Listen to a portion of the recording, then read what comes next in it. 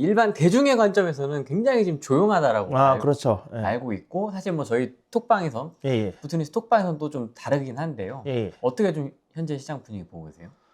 일단은 실제로도 조용한 건 맞고요. 왜냐면 이게 그냥 조용하다는 게 가격이 조용하냐 아니면 거래가 적냐 뭐 이런 거에 따라서 조용의 기준이 달라질 수는 있는데, 지금 일단 거래량이 줄은 거는 확실합니다. 그건 뭐 지표에서도 나오고 있고요. 거래량이 확실히 줄은 건 맞는데, 가격적인 부분에서도 10월 15일 이후에 바로 죽지는 않았어요. 길게 잡으면 한 달 정도는 그래도 조금씩 움직임이 있었는데, 지금은 이제 가격적인 부분도 조금 이제 멈춰 있는 부분이라고 생각이 들고요. 근데 그럼에도 불구하고 이제 기존에 많이 오르던 곳들이 조금 멈춰선 거고, 못 올랐던 곳들은 지금도 약진하고 있는 곳들이 있거든요. 그래서 거래량은 확실히 조용한 게 맞다. 근데 가격적인 부분에서는 지역별로 조금 조용한 곳도 있고, 조용하지만 강하게 나가고 있는 이런 지역들도 있다. 이렇게 좀 분리를 할 수 있을 것 같고요. 네. 그리고 사실 이게 저는 정책이 되게 타이밍이 오묘했다라고 평가를 하는 부분이, 사실은 대출 규제가 가장 강력했었잖아요. 6월 27일에 나왔던 규제는 대출 규제가 제일 강력했었는데, 저희가 원래 예정돼 있던 플랜이 7월 1일부터 스트레스 DSR 3단계 도입이 예정이 되어 있었습니다. 네. 그러면 그 스트레스 DSR 3단계 도입을 가정을 하면, 사실 그때 당시에 대출 규제가 그렇게 강력한 파워를 가지고 있지는 않았어요. 그러니까 원래 규제가 될 거였다는 거죠. 근데 갑자기 그것도 주말에 그거를 발표를 하면서 뭔가 이번 정부에서 뭘 했다라는 식의 좀 액션을 취한 듯한 느낌이 있지 않나라는 저는 생각을 좀 했었고요. 어차피 될 거를 뭔가 조금 살짝 덧붙여서 우리 걸로 넘겨왔다, 이런 느낌을 좀 받았고, 이번 10월 15일 정책도 원래 이제 추석 끝나고 나서 좀 한 달 지나고 나면 11월부터는 거래량이 원래 줄어요. 이 정책과 상관없이 원래 줄거든요. 근데 지금 조용하다고 하지만 사실 이제 지표상으로 나오는 매매가 상승률을 보면 이렇게 조용한 시기 치고는 상승률이 낮지는 않은 편입니다. 원래 11월, 12월은 쉬어가는 텀이에요. 그래서 원래 낮아지는 거고, 거래량도 원래 줄어요. 그래서 사실 조금 봐야 되는 게, 이게 정말 10월 15일 정책 때문에 줄은 건지 계절적인 영향 때문에 준 건지, 이 부분이 관건인데, 저는 계절적인 요인이 크다고 보고요. 그리고 계절적 요인이 더 클 수밖에 없는 게, 사실 투자자들이 움직이는 시장에서는 계절적 요인이 어느 정도 이제는 중화가 됩니다. 투자자들은 계절 보고 움직이는 건 아니니까. 근데 실수요자들은 계절을 보고 움직일 수밖에 없잖아요. 왜냐면 자기가 이사해야 되는 그런 타이밍들이 있으니까. 그걸로 인해서 이제 부동산에 그 계절적 요인이 생기는 건데, 근데 지금은 실수요자들밖에 사실 움직일 수가 없는 시장이에요. 투자자들이 움직이기에는 너무 타이트한 시장이기 때문에 이런 계절적 요인에 더 영향을 많이 받을 수밖에 없고, 그렇기 때문에 지금 줄어드는 부분은 저는 계절적 요인이 상당히 크다고 보고요. 계절적 요인에 대출이 이제 연말이라 좀 줄어든. 그렇죠. 예. 그런 부분도 있고, 사람들이 이사를 원래 적게 하는 시기인 거죠. 지금 시기가. 이사를 적게 하는 시기이기도 하고, 그러다 보니까 지금 임대차 3법 기존에 있던 거랑 맞물려서 나와야지 이제 또 매물도 나오는 거잖아요. 사람들이 이사를 해야. 사람들이 이사를 안 하니까 매물도 없고, 또 구하는 사람도 그만큼 생기지 않고, 그러다 보니까 이제 이렇게 하고 보고 있고요. 사실 지금 매물 자체가 많이 없다는 얘기가 계속 그 KB 보고서에도 나오거든요. 근데 네. 매물이 없는 이유 자체가 실수요자들이 이동하는 시기가 아니기 때문에 매물이 나오는 것도 별로 없는 거고, 다만 이제 그럼에도 불구하고 지금 시기가 뭐 결혼 성수기는 아니지만 결혼을 하는 커플들도 있고, 뭐 독립하는 사람들도 있을 거고, 그러다 보니까 수요는 그래도 어느 정도는 계속 있거든요. 그러다 보니까 이제 가격이 조금씩 올라가고, 지금 요즘 전월세난 많이 일어난다고 얘기 나오잖아요. 그러면 매매하기는 조금 애매한데, 대출 규제도 있고 뭐 이러저런 게 있는데, 근데 매물이 나오려면 어쨌든 사람이 이사를 해야지 나오는데 이사철은 아니고, 근데 신규 수요는 조금씩 생기는데 그거를 받쳐줄 입주 물량이 없으니까 전월세가 이제 지금 대신 좀 뜨겁게 오르는 거다라고 보이고요. 네. 실제로 요즘 지표를 봐도 매매가는 조용하다고 볼 수 있는데, 전세가는 지금 점점 상승폭이 조금 세지고 있습니다. 그래서 올해 1년의 기준으로 봤을 때 사실 전세가 상승률이 매매가 상승률을 앞질렀던 적이 거의 없었어요. 그 전체적으로 봐도. 근데 요즘에는 이제 그 매매가 상승률이 요 몇 주간은 한 0.4 정도가 이제는 매매가 상승률 1위인 지역이 그 정도 찍히고 있고, 그 전세가 상승률은 한 뭐 0.9, 0.8 이렇게 찍히고 있거든요. 그래서 요랬던 시기가 지금 별로 없었고, 그래서 이런 부분이 사실 차후에 시장에 미칠 영향을 보면 결국 전세가 상승은 매매가 상승으로 에너지 전환이 일어날 수밖에 없고, 그리고 또 혹시 이제는 내 집 마련 1주택을 해야 되는데 돈이 넉넉치 않아서 내가 거기 거주할 수는 없고, 전세 끼고 매수하는 식으로 뭐 하는 전략을 생각하고 계셨던 분들이라면 오히려 지금같이 매매가는 좀 정체돼 있는데 전월세가 올라와서 내가 좀 투자금을 줄이면서 들어갈 수 있는 그런 모양새가 나오는 게 어떻게 보면 좀 유리할 수 있는 부분이라서 그렇게 또 나쁜 시장은 아니다라고 보고는 있습니다. 그럼 이제 궁금해하는 건 두 가지인데 그러면 내년 시장은 이제 어떻게 될 거냐 하고 지금 계속 뭔가 벼르고는 있는 것 같아요, 정부에서. 네. 이 한번 좀 더 보자. 우리 뭐 할 수 있어, 뭐 할 수 있어. 지금 계속 이렇게 엄포를 놓는 듯한 느낌이 좀 보이는데 앞으로의 시장과 앞으로 정부가 취할 수 있는 스탠스. 벼르고 있다는 느낌은 있는데 사실 가지고 있는 카드가 별로 없고요. 가지고 있는 카드가 사실 있다고 해봤자 여기서 사실 세금을 더 올리는 건 어려워요. 그리고 아마 기존에 후랭이 TV 나와서도 얘기 드렸겠지만 종부세 부분에 관련해서 이제는 공정시장가액을 다시 올리겠다라고 얘기하지만 일단은 그때 똑같이 말씀드렸던 것처럼 공제 금액이 커졌습니다. 6억에서 9억으로 늘어났기 때문에 그거 자체가 엄청나요. 사실 공정시장가율을 윤통 때 이제 60%까지 뭐 낮추고 이런 거 했던 것보다 오히려 공제액이 9억으로 커진 게 저는 파급력이 훨씬 더 크다고 보거든요. 그래서 그것 때문에 공정시장가율을 올린다고 하더라도 공제되는 부분은 어차피 안 되는 부분이잖아요. 그럼 사실 대상이 안 되시는 분들이 되게 많을 거예요.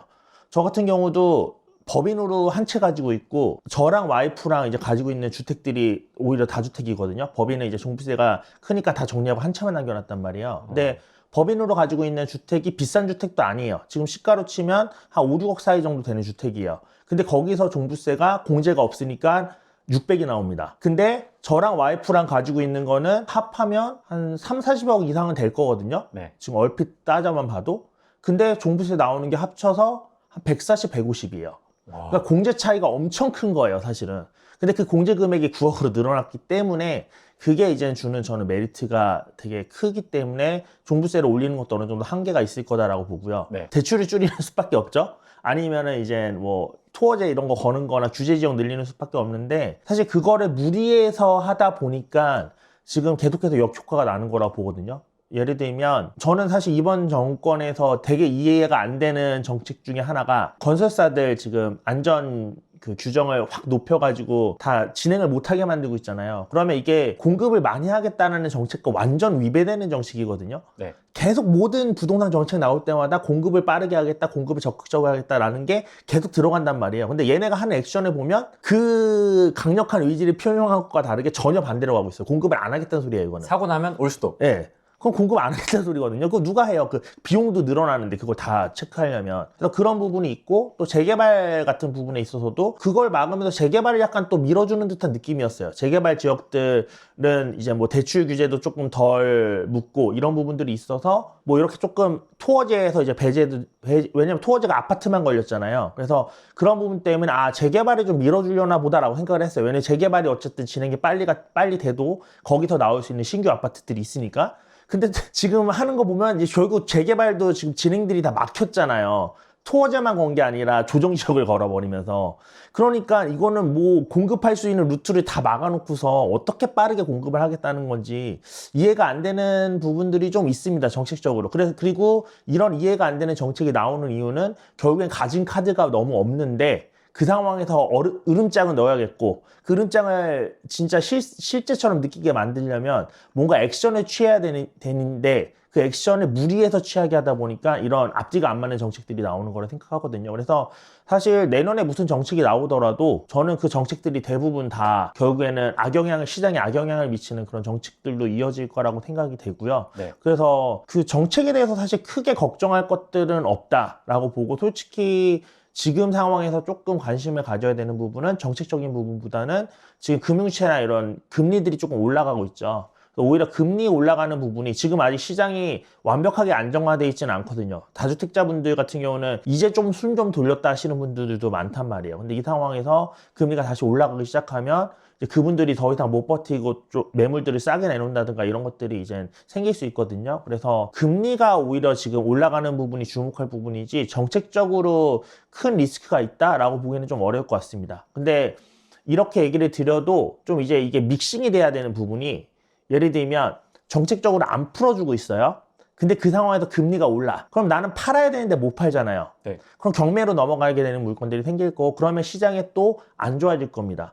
그럼 사실 이거의 트리거는 금리인데 근데 정책이 안 풀렸기 때문에 이랬던 이유도 있죠.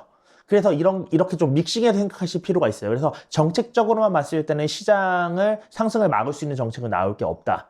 근데 이게 금리 상승과 믹싱이 되면은 조금 리스크한 상황이 발생할 수도 있기 때문에 저는 그래서 정책보다는 금리 쪽을 좀 더 집중하는 게 좋다 정도로 말씀드리는 거라고 생각하시면 될 것 같아요. 내년 시장은 저도 상승할 가능성이 높다고 보고는 있습니다. 보고는 있는데 제가 오늘 이제 인터뷰 하기 전에 마지막으로 후랭이 TV 나와서 인터뷰했던 걸 제가 잠깐 봤거든요. 근데 그때 제가 그 시장 전망을 했던 게 25년 시장은 상고 하저일 거다라는 전망을 했더라고요. 그리고 그때 그 이유가 정책 리스크가 있어서 상고 하저를 본다. 라고 말씀을 드렸었는데 어느 정도는 맞고 어느 정도는 틀린 것 같습니다. 지금 어쨌든 하반기 때 조금 분위기가 안 좋긴 했었으니까 11호 그렇게 보면 맞기는 한데 근데 또 그 전에 보면 한 7, 8호는 뜨거운 여름이었단 말이에요.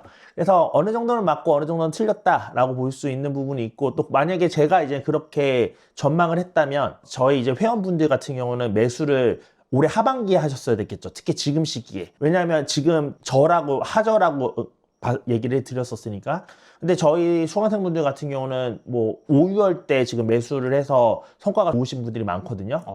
그러면 제가 지금 그 내년에 어떨 거냐라고 물어보시는데 이 얘기를 드린 이유가 큰 그림 상에서 저는 어쨌든 앞으로 상승이 최소 4, 5년 정도는 남았다고 봅니다. 그래서 상승이 될 건 맞아요. 될 건 맞는데 매수 타이밍이라든가 이런 것들은 사실 그때그때 정책이 나오는 거에 따라서 저희가 포지션을 바꿔야 되는 부분들이 있잖아요. 그래서 이제는 그런 부분 때문에 조금 우려스러워서 제가 이제 내년 전망을 얘기 드리기 전에 이 얘기를 먼저 드리는 거고요. 그래서 저는 내년에도 상승은 일단 할 거라고 봅니다. 상승을 할 거라고 보기 때문에 매수를 해야 된다면 지금이 저는 매수 적기라고 생각하고 있기는 하거든요. 그래서 지금이라도 이제 매수 마음을 가지고 계신 분들은 좀 적극적으로 매수를 하시는 게 맞다라고 말씀을 드리고 싶은데 근데 이제 역대적으로 통계치를 보면요. 지난 이제 98년부터 2008년까지 상승, 그 다음에 2014년부터 2021년까지의 상승을 봐도요. 중간에 한 번씩 가짜 하락이 나와요.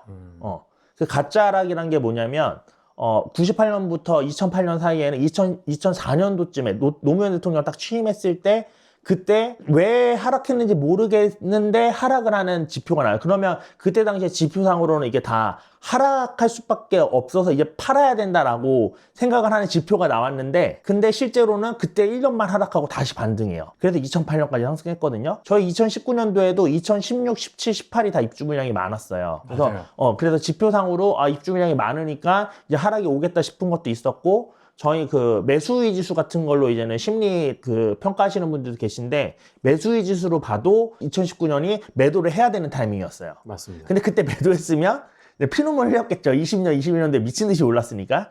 그래서 그렇게 가짜 하락이 한 번씩 나오거든요. 메인 입지 말고는 아직 좀 덜 올랐기 때문에 그쪽에서 가짜 하락이 나오지는 않을 것 같은데 근데 메인 입지 같은 경우에는 저는 가짜 하락이 나올 수도 있는 해가 내년일 수도 있지 않을까라는 또 하나의 그 시나리오는 그리고 있거든요. 그래서 이게 어떤 시점인지는 사실 계속 시장을 트래킹 해야지 정확히 얘기 드릴 수 있겠지만 일단은 제가 현재 25년 12월에서 예측하고 있는 26년은 어쨌든 전반적인 상황을 봤을 때는 상승할 수밖에 없다. 그렇지만 역대 통계치를 봤을 때 가짜 하락이라는 게 한 번씩 있었고 그 가짜 하락이라는 건 대부분 그때 당시에 전세가보다 너무 매가가 튀어 올라가서 전세가가 어떻게 보면 매매가의 지지대거든요. 이 지지대랑 사이가 너무 멀어지니까 이게 눌림목이 있었던 거라고 저는 생각이 들거든요. 근데 지금도 메인 입지 같은 데들은 전세가 따라잡기 전에 매가만 너무 올라갔잖아요. 그리고 지지대가 없는 상황이 약간 비슷하게 연출이 되고 있어서 그래서 이게 살짝 조정받을 수도 있는 해가 내려낼 수 있지 않을까라는 그 가능성을 두고 상승장을 이라고 생각을 하고 있습니다. 그래서 여러분들도 내년 시장을 보실 때 그런 부분을 감안하실 필요가 있고 그러면 요 하락장이 온다고 해서 이게 끝이냐라고 했을 때 제가 가짜 하락이라고 앞에 가짜를 붙였죠. 그렇기 때문에 내년에 혹시 좀 안 좋더라도 후년에는 분명 그걸 회복해서 더 많은 상승이 일어날 거라고 저는 생각을 해요. 그래서 이걸 미리 말씀드리는 건 올해 그래서 12월에 샀어. 예를 들면 이 방송 듣자마자 이번 달이나 1월 달에 매수를 했어. 근데 내년에 가짜 하락이 일어나서 속이 쓰려. 근데 속 쓰리실 필요 없다는 거예요. 어차피 우리가 1년 만에 팔 거 아니고 장기 사이클로 봤을 때는 무조건 상승이 오는 사이클입니다. 지금 이제 봄 중순 정도라고 생각을 해요. 이거는 매매가 지수 쫙 늘어놓고 보셔도 누가 봐도 지금은 봄 중간 정도밖에 안 왔어요. 전체적인 통계치가. 그래서 너무 속쓰리실 필요 없으니까 지금 적극적으로 매수하셔도 괜찮다라는 말씀을 드리기 위해서 좀 그게 깔았다라고 생각하시면 될 것 같아요. 아직 봄도 안 끝났고 여름도 안 왔고 가을도 안 왔고. 그렇죠. 한참 남았네요. 보통 이제 가을 때는 팔아야 되니까. 그렇죠. 그러니까 이제 그렇게 많이 남지는 않았는데 그래도 보통 이제 한 2, 4년 정도 남았다는 거죠. 저희가 10년을 한 계절로 봤을 때 네. 저희 이제 이번 상승 사이클이 뭐 넉넉히 잡으면 24년 정도부터 이제 반등했다라고 보거든요. 그러면 24년, 25년 있고 한 3, 4년 여기서 더해버리면 그러면 이제 봄, 여름이 지났겠죠? 그러면 이제 그 뒤부터는 이제는 매도해야 되는 분들은 매도를 고민할 타임, 가을이 오겠죠. 투자자 시장에서 실거주장으로 좀 넘어오면서 사실 실거주자분들은 좀 어디가나면 다 사지 않았습니까? 안 사신 분들도 꽤 있어요. 아직도? 예, 고민하시다가. 그러니까 저희 회원분들은 그래도 푸시를 제가 좀 그러니까 강력히 해드렸기 때문에 많이 샀는데 사실 저희가 이제 정기 회원이 있고 저희가 무료 특강방에 계시는 그냥 회원이 아닌 회원분들이라고 해야 되나? 그런 분들 같은 경우는 제가 사실 매주 코멘트를 드리거나 이런 건 아니고 매달 무료 특강으로만 뵙기 때문에 그분들한테는 푸시를 딱히 할 수 있는 방법이 없잖아요. 그리고 저도 차별점을 사실 둬야 되는 부분이 있고 그렇다 보니까 그쪽 분들 이제 가끔 뵙고 얘기를 들어보면 그분들은 아직도 고민하시거나 못 사신 분들이 많아요. 왜냐면 이 확신이 사실 지금 이 방송 듣고도 제가 내년에 오를 거니까 사세요 라고 해서 갑자기 막 마음이 동해서 안 사려는 사람이 사러 가지는 않으실 거예요. 그렇죠. 그렇죠? 그럼 이게 살려는 밑받침이 되려면 내 스스로도 납득이 돼야 되거든요. 그리고 이게 납득이 되려면 매주 시세의 흐름을 보면서 지금이 싼 거다라고 납득이 되셔야 돼요. 근데 저희 회원분들 같은 경우는 뭐 한 2년 전부터 하셨던 분들은 매주 지금 시세가 어떻게 움직이는지를 저랑 같이 트래킹 하셨기 때문에 제가 사라고 했을 때 그래 진짜 그 말대로 지금이 싼 거 같아. 지금 안 사면 못 살 것 같은데 이런 생각이 드시니까 좀 더 적극적으로 매수에 나서시는 거거든요. 그렇기 때문에 내가 확신을 가지려면 결국 트래킹을 해야 되는데 그러면 야, 네 말에 따르면 지금 당장 사야 되는데 지금부터 트래킹하면 언제 내가 확신을 갖고 살 수 있어요? 라고 물어보실 수 있잖아요. 그럼 그런 분들은 이미 과거 데이터가 다 있어요. 인터넷 검색해 보시면. 그러니까 저는 이제 주간 시계열표를 계속 매주 이렇게 트래킹을 하는데 주간 시계열표는 이제 KB에서 그 주가 지나면 지워버립니다. 그래서 받을 수가 없거든요. 근데 그거를 모아놓는 블로거 분들이 계세요. 그래서 블로그 검색하면 지난 것들 다 볼 수 있거든요.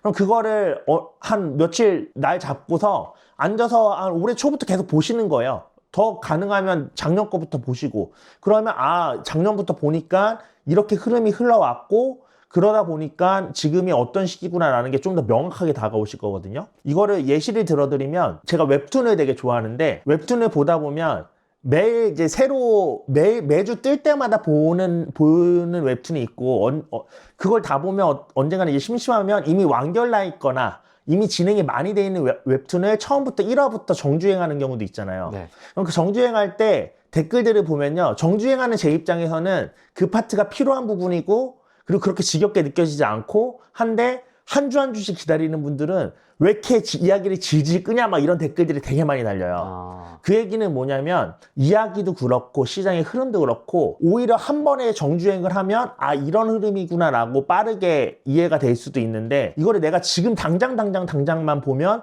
너무 지루하게 느껴지고 시장의 변동이 없는 것처럼 느껴지고 아무것도 아닌 시장처럼 느껴지고 이렇게 느껴질 수 있는 거거든요. 그래서 그 추이 속에서 바라보는 게 그만큼 중요한 거고 그래서 추이를 지금 과거부터 보지 못해서 아직 추이에 대한 감이 없으신 분들은 그런 식으로 추이를 만들어가면 시장에 대해서 좀 더 명확하게 이게 이 웹툰도 그렇게 보면 이 웹툰이 이런 얘기를 하려고 하는 거구나 라고 이렇게 오는 것처럼 시장이 이런 얘기를 해주고 있구나 라고 그렇게 감을 잡으실 수 있으실 거라고 봐요. 그럼 1주택자도 지금 갈아타기를 해야 될 시기인가요? 사실 갈아타기 부분에 대해서는 얘기하고 싶은 부분들이 조금 있는데 갈아타기가 지금 상황에서는 되게 어렵습니다. 솔직히 말씀을 드리면. 네. 일단은 갈아타기를 하려는 분들이 두 케이스가 있어요. 이제 좀 상승장이 오는 것 같으니까 갈아타기 하겠다라는 한 케이스. 두 번째 케이스는 다주택자인데 요즘 1주택이 대세인 것 같으니 이거 다 팔아치우고 1주택으로 좋은 거 하나로 뭉치는 게 맞지 않겠냐라고 하는 게 이제 두 번째 케이스. 두 가지 케이스들이 있는데 첫 번째 케이스 같은 분들 는요, 제가 사실 후랭이 TV에 나와서 갈아타기 하셔야 된다, 갈아타기 하기에 좋은 시기는 하락장이다라고 얘기했던 게 벌써 몇 년 전이에요. 네.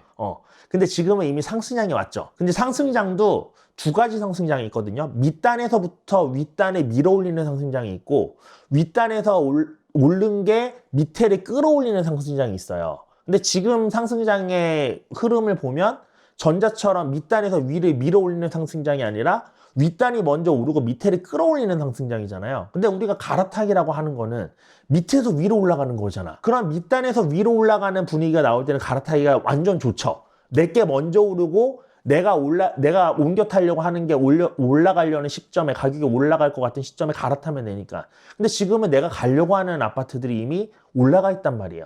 그러면 이게 갈아타기 하기에 좋은 타이밍이냐라고 했을 때 그게 되게 애매한 거죠.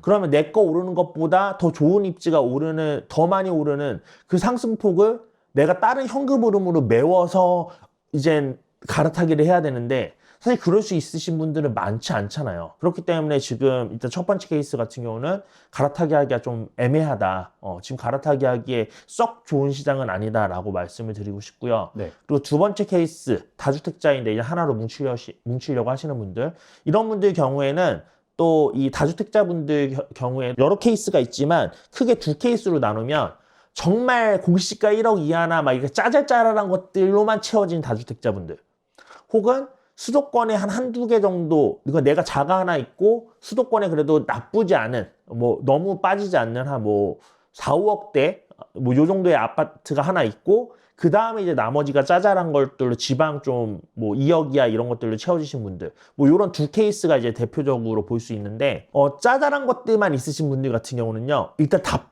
최대한 파셔야 돼요. 근데 그래, 팔아야 되는 건 나도 알아. 근데 안 팔리는데 어떡해? 라고 아마 얘기를 하실 거예요. 그래서 이분들 같은 경우는 팔아서 거기서 조금이라도 회수가 되면 그걸 뭉쳐가지고 지금 수도권에 좋은데 하나 모아두는 게 맞기는 한데, 문제는 안 팔려요. 안 팔리기 때문에 이분들 같은 경우는 갈아타기가 불가능해요. 그리고 두 번째 케이스, 수도권에 내 집 하나 있고, 그 다음에 다른 이제 하나 5, 6억대 아파트 하나 있고 나머지 짜잘한 거 있다. 이분들 같은 경우도 짜잘한 건 안 팔려요. 근데 5, 6억대 같은 경우는 이제 슬슬 입질이 와요. 왜냐면 지금 대출 규제나 이런 것들 때문에 좀 막혀 있는 부분들이 있으니까. 그럼 그런 경우에는 사실 이 지역별로 좀 보실 필요가 있습니다.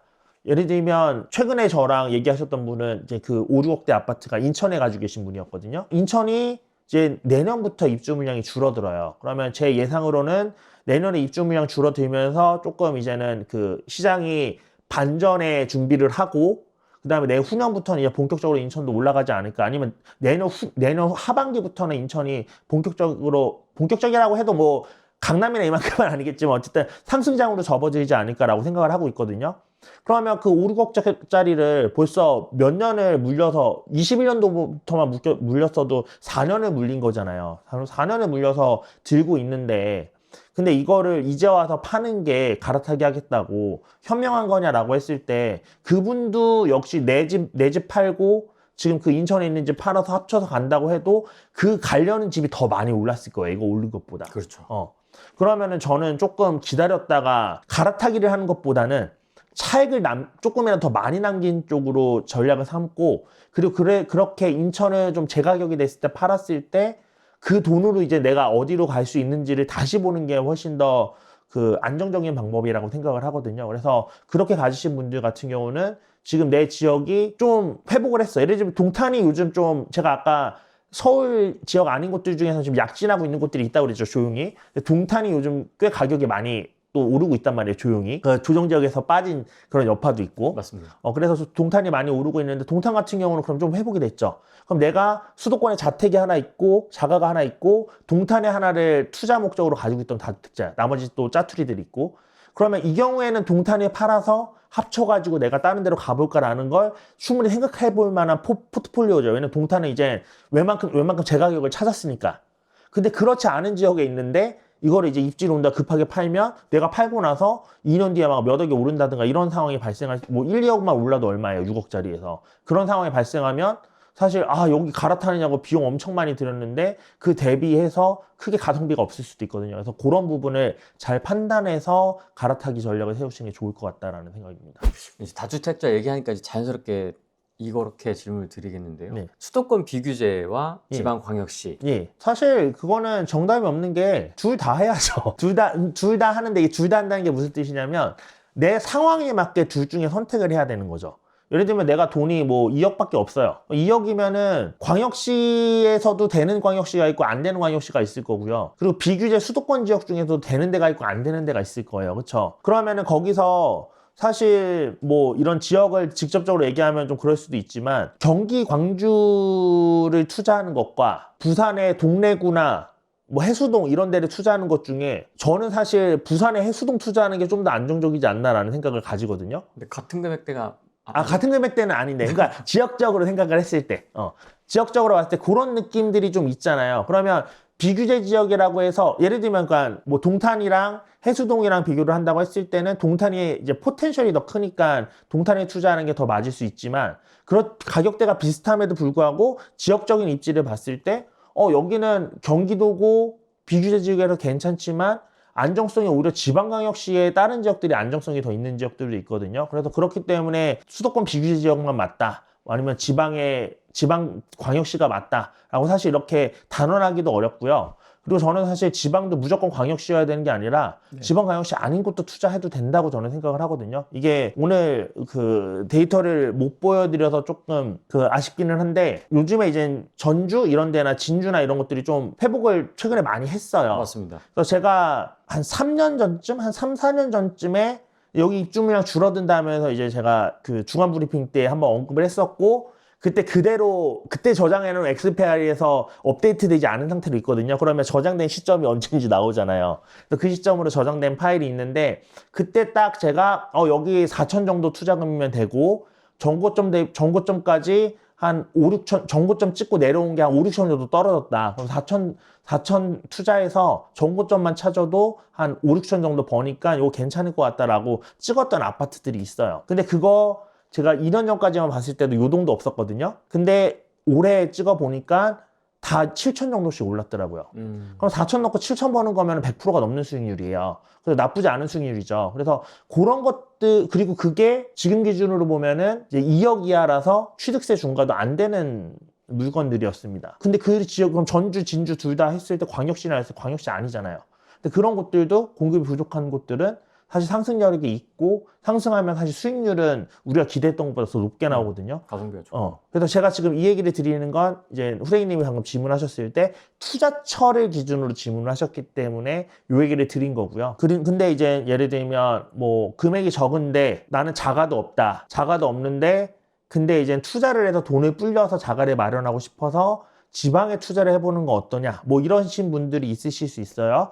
근데 그런 분들이라면 저는 사실 요즘 시장에서는 부동산보다는 뭐 주식이나 금융 쪽을 좀 보시는 게 좀 더 맞지 않나라는 생각이 듭니다. 지금 어찌됐든 투자에 있어서는 좀 제약이 많은 상황이에요. 그래서 굳이 없는 돈을 부동산으로 불려나가는 게 제가 시작했던 2014년과는 많이 분위기가 다릅니다. 그때는 돈이 적어도 부동산으로도 불릴 수 있는 시기였는데 지금은 적은 돈을 가지고 부동산을 불리기에는 조금 리스크들이 있어요. 그래서 저는 지금 그런 분들한테는 그냥 부동산은 어쨌든 언젠가는 돈을 벌면 부동산을 사야 되니까 흐름에 대한 감은 있어야 되니까 그 트래킹을 하시되 실제 투자는 금융 쪽으로 하셔라라고 그렇게 권장을 드리고 있거든요. 그래서 저도 내년에는 이제 좀 그 주식이나 이런 쪽에 강사님들 모셔서 좀 강의를 준비해야겠다 이런 생각도 가지고 있고 그래서 좀 자금이 적은데 내가 이걸 어떻게든 불려서 부동산으로 좀 부귀영화를 누리고 싶다라고 생각하시는 분들이 계시다면 지금은 부동산보다는 오히려 금융 쪽이 나을 수도 있다라는 말씀 좀 드리고 싶습니다. 그러면 콕 집어서 금융위를 하면 이제 주식을 얘기하실 것 같은데요. 뭐 코인도 있지만. 네. 그러면 바람의 색상님이 좀 내년 좋게 보는 예를 들면 이제 부동산을 볼 때도 전체적인 흐름상에서 부동산을 보지 뭐 어느 아파트를 사야 된다 이거는 저는 상대적으로 덜 중요하다고 보는 편이거든요. 그러니까 약간 투자의 스타일이 다른 겁니다. 어떤 아파트까지 딱 꼭 집어서 보는 분들은 저보다 훨씬 더 많이 벌 수도 있어요. 동시기에.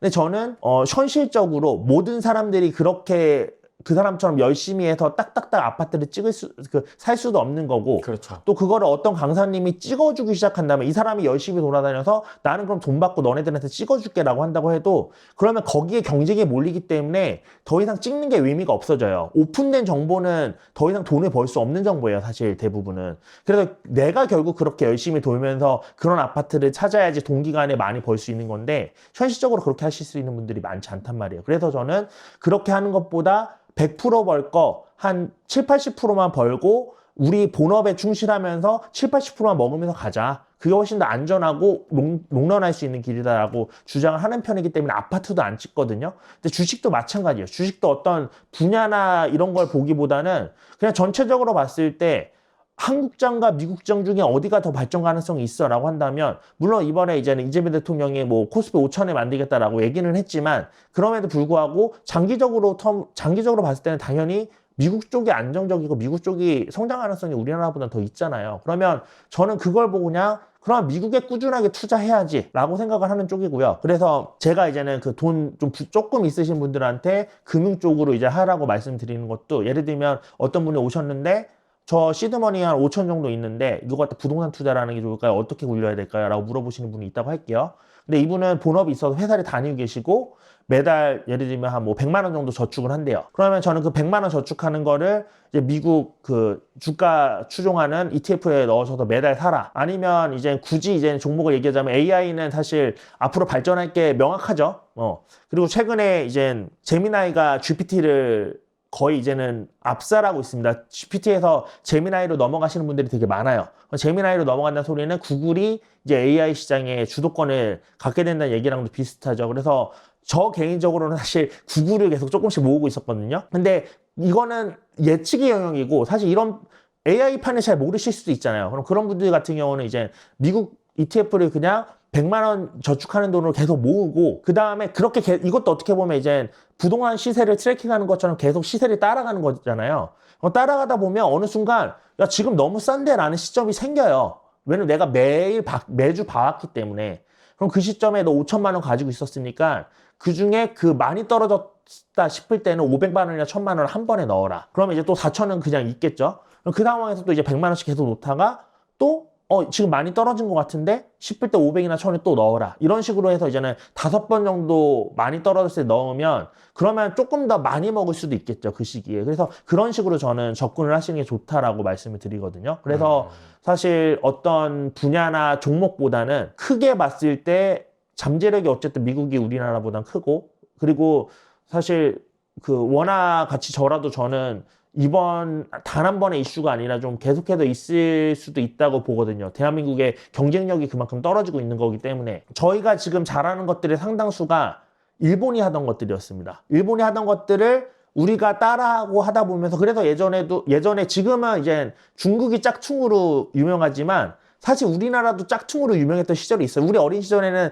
대한민국이 짝퉁의 국가였어요. 짝퉁을 많이 만들던 국가였단 말이에요. 근데 그 짝퉁을 만들면서 생긴 기술력으로 이제 그게 어느 기술력 수준에 이르면서 일본을 앞지르기도 하고 이러면서 우리나라가 또 이제는 넘겨받았던 건데 그 바톤을. 근데 중국도 이제 중국 제품이라고 해서 안 좋다는 인식 많이 없어졌어요. 중국 제품도 많이 좋아졌단 말이에요. 그러면 저희가 일본한테 넘겨받았던 거랑 똑같이 지금 저희가 가지고 있던 그 기술력들이 중국이 짝퉁을 만들면서 저희 걸 카피를 했고 그래서 넘어가고 있는 분위기예요. 그러면은 이 제조업 쪽은 사실 정말 혁신적인 게 일어나지 않는 이상은 이제 우리가 다시 역전해서 우리 쪽으로 다시 가져오기가 쉽지 않지 않을까라는 생각이 사실 좀 있고요. 원화 가치 절하가 앞으로 이제 한국의 경쟁력은 떨어지는 걸 어떻게 보면 기정사실이지 않을까라는 생각이 좀 들어요. 슬픈 일이지만. 그런 관점에서 네. 소액이라면 소액이라면 미국 쪽에 계속해서 이렇게 투자를 하시다가 좀 훅훅 빠지는 구간마다 조금씩 해서 거기서 이제 불려온 걸로 뭔가를 생각을 해보던가. 그러면 이제 이렇게 얘기하면 야 그렇게 하면 한국 안 좋아질 건데 왜 한국 부동산에? 라고 얘기할 수 있는데 만약에 이민 가실 거라면요 그쪽 부동산 하셔도 돼요. 저는 꼭 한국 부동산만에 고집하고 싶지는 않습니다. 미국도 있고. 네. 근데 어찌됐든 저희가 그래도 한국을 못 떠나고 사시는 분들이 사실 다반수란 말이에요. 한국 내에서는 그러면 원화를 어쨌든 써야 되는 거고 한국 돈을 써야 되는 거고 그러면 한국 돈의 물가 상승만큼은 한국 돈으로 사는 한국 부동산에 반영이 될 거잖아요. 그렇기 때문에 이제는 한국 부동산 쪽으로 얘기를 드리는 거지 사실 여러분들이 꼭 한국에서 할 게 아니다? 그러면 그렇게 모으신 돈으로 꼭 한국 부동산에 사실 필요는 없습니다. 얘기 드리려고 하는 부분은 26년도에 이제는 다주택자와 다주택자 아니신 분들, 그러니까 뭐 무주택자 분들이 어떤 식의 전략을 가지고 2026년에 부동산 시장을 맞이해야 될 것인지, 요거에 대한 것들을 한 이틀 정도에 상관해서 좀 내용들을 풀어드리려고 하고요. 한 타임당 한 2시간 정도 러닝타임이 될 거예요. 그래서 한 4시간 정도 얘기를 드릴 거고, 그동안 이제 단톡방 운영하면서 혹시 뭐 질의응답 같은 거 있으면 너무 선을 넘는 질문이 아닌 이상은 제가 웬만하면 이제 질의응답 하는 식으로 대답을 해드릴 거고, 또 라이브에서도 Q&A를 받을 겁니다. 그래서 좀 궁금하신 것들이 있으셨거나 이런 분들이 좀 풀 수 있게 그런 기회를 좀 만들려고 하니까 많이 참석을 해주셨으면 좋겠고요. 또 이게 제가 계속 그 인터뷰에서도 강조드렸지만 결국 중요한 거는 흐름을 따라가는 부분이거든요. 그래야지 제가 지금이 봄인지 알고 여름인지 알고 알 수 있어요. 제가 얼마 전에 지지난주인가 제주도 갔다 왔는데 네. 진짜 완전 봄 날씨더라고요. 제주도는. 그래서 와이프랑 얘기했던 게, 야, 지금 외국인들 여기 제주도 오면은 우리나라 계절 봄인 줄 알겠다, 막 이런 얘기 했었거든요. 그건 뭐냐면, 제주도에 계속 살았던 분들은요, 지금이 제주도의 겨울이라는 걸 알 거예요. 근데 제주도에 갑자기 비행기 타고 어느 순간 내렸던 사람은, 지금 날씨가 봄 같은데 봄인가? 아니면 가을쯤인가? 이렇게 착각할 수도 있거든요. 그게 계속 보지 않은 사람은 착각할 수 있어요. 저희가 봄, 여름, 가을, 겨울을 명확하게 구분할 수 있는 것도 사실 그 계절 속에서 계속 살기 때문이거든요. 그래서 시세도 마찬가지로 지금이 상승의 꼭대기인지 아니면 하락으로 가고 있는 중인지 이런 것들을 파악하시려면 계속 트래킹을 하셔야 돼요. 근데 이게 뭐 제가 이번에 해드리는 그 4시간 무료 특강만으로는 당연히 안 되실 거예요. 그래서 무료 특강이 끝난 뒤에는 저희가 연회원이 한 달에 10,000원이에요. 그래서 1년에 12만 원이면 구독이 가능하시거든요. 그래서 12만 원 구독하시면 매주 주간 브리핑도 해드리고요. 주간 브리핑 때 이제 부동산 얘기뿐만 아니라 뭐 사업 얘기라든가 제가 이제 주식 쪽도 좀 다루게 되면 주식 관련된 얘기들도 좀 다루게 될 거고요. 그리고 매주 또 뭐 사업이나 주식이나 부동산 관련된 분들을 모셔서 그래서 특강도 열고 있습니다. 매달에 한 번씩. 그래서 회원분들은 그것도 이제는 참가비 10,000원만 내면 무료로 참석하실 수 있거든요. 지난 해에는 이제 쇼라클님도 저희 쪽에서 특강 해주셨었고, 그래서 그런 부분들이 있으니까 무료 특강 한번 들어보시고, 이 사람이 나랑 제가 여러분들이랑 결이 맞다 싶으면 뭐 커피값 2잔, 한 달에 커피 2잔 아끼셔서 들어오시면 계속해서 트래킹 할 수 있는 기회도 마련하실 수 있을 거니까, 요 루트 외에는 제가 회원 모집을 안 하거든요. 무료 특강 들으신 분들한테만 모집을 해요. 그래서 요 얘기를 같이 드리는 거예요. 그래서 혹시 뭐 그런 게 궁금하다 하시는 분들은 무료 특강 많이 참여해 주셨으면 좋겠습니다. 너무 많은 정보들이 여러분들의 머리를 혼란스럽게 만들 뿐이에요. 시장의 그림은 정해져 있고 너무 명확합니다. 사실 저한테는 너무 그러니까 저한테 명확하지 않은 건 당장 내일 부동산이 어떻게 돼? 다음 달에 어떻게 돼? 6개월 뒤에 어떻게 돼? 이건 저한테도 명확하지 않아요. 근데 저한테 너무 명확한 건 4년 뒤에는 2년 뒤에는 무조건 지금보다 가격이 높을 거야 라는 거 저한테 너무 명확하거든요. 근데 그 명확한 거를 제쳐두고 눈앞에서 아른아른거리는 이런 것들 때문에 계속해서 잘못된 판단을 하시는 분들이 계세요. 그래서 눈앞에 있는 것들을 좀 일단은 걷어내시고 좀 길게 보셨을 때 내가 지금 어떤 판단을 해야 되는지를 좀 생각해 보시면 명확한 답이 나오실 거거든요. 그래서 오늘 제가 인터뷰한 내용들이 여러분들이 좀 명확한 그 답을 찾는데 조금이나마 도움이 되셨으면 좋겠습니다. 집이 좀 바뀐 것 같습니다. 올해 1월에 이사를 했습니다. 원래 광명역 대시양에 있었는데 네. 지금 이제 철산역 레미안자이로 왔습니다. 철산 사신 겁니까? 매수한 건 아니고 네. 광명역 월세 주고 저희도 월세로 왔습니다. 자녀 학군 때문에. 예. 여기가 더 학군이 좋군요. 그렇죠. 아무래도 광명역 쪽이 상권지다 보니까 거긴 주상복합이거든요. 네. 상권지 근처에는 학교가 못 들어와서 학교가 좀 거리가 있어요. 학교와 거리가 좀 있고 저희 아들이 이제 1학년부터 3학년까지는 사립초를 다녔었는데 이게 중학교를 넘어갈 때 그 지역 초등학교를 몇 년 다녔는지에 따라서 약간 가점처럼 그 지역 중학교를 먼저 배정을 받는데 광명역이 아무래도 택지 개발로 이제 그 아파트들이 만들어지다 보니까 어린애들이 되게 많아요. 저희 아들 나이랑 그 1살 나이대 애들이 초등학교 반에 12반, 13반 막 이랬었어요. 근데 중학교는 8반, 7반밖에 없거든요. 그러니까 무조건 밀려나는 거예요. 그 근처 중학교에서. 그래서 지금 교육청에서 그때 당시 나왔던 걸로는 안양 박달동으로 갈 수도 있다. 중학교를 라고 하는데 사실 안양이 학군으로 그래도 평촌이 있기 때문에 좀 이름은 있지만 거기다 박달동은 안양 외곽 쪽이잖아요. 사실 조금. 그래서 멀기도 하고 그래서 그런 부분들이 좀 걸려서 저희 아들은 밀릴 수도 있겠다 박달동으로 그런 생각이 들어서 여기는 이제 철산초 나오면 대부분 철산 중으로 넘어간다고 그러더라고요. 그 몇 년 다닌지 상관없이. 그리고 지금 제가 이사 온 집이 바로 철산초 후문 옆에 있는 동입니다. 그래서 나가면 한 2, 3분이면 등교가 가능해요. 그럼 여기 동을 여기로 잡으신 동이 되게 많던데 예. 여기로 잡으신 것도 좀 학교 쪽으로 붙으려고 두 가지인데 그런 이유도 있고 그리고 여기가 이제 학군지다 보니까 전월세가 잘 안 나와요. 전월세가 잘 안 나오는데 갑자기 고민이 엄청 많았어요. 이런저런 고민이 엄청 많았는데 거기서 이제 갑자기 결정됐을 때 나와 있던 매물 중에 학교에서 가깝다 싶은 매물 이게 딱이어서 그래서 이걸로 선택을 했습니다.